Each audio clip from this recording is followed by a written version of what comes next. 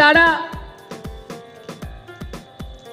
বর্তমানে আবাস যোজনার টাকা বন্ধ, তাছাড়া অনেক উন্নয়নের টাকা বন্ধ।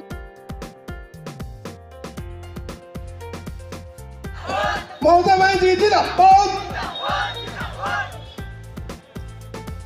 তৃণমূল কংগ্রেসের পতাকা তুলে নিলেন তনুশ্রী দাস, প্রাক্তন মন্ডল সভাপতি আশিস দাস ধনিয়াখালী বিধানসভার বিজেপির কনভেনার ছিলেন।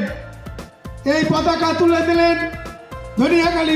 আদর্শে অনুপ্রাণিত হয়ে উন্নয়নের পক্ষে ধনিয়াখালী বিধানসভার বিধায়কের হাত দিয়ে তৃণমূল কংগ্রেসের পতাকা তুলে নিলেন।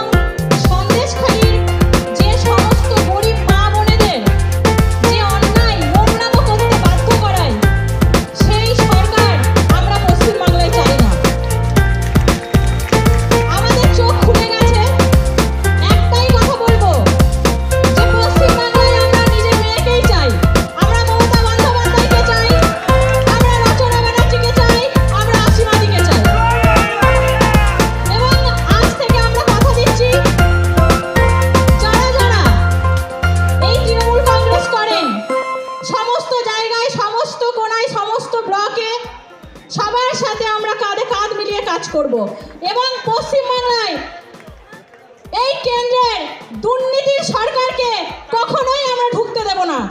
এই প্রতিজ্ঞা আমরা করি। জয় মমতা বন্দ্যোপাধ্যায়, জয় জয় বাংলা।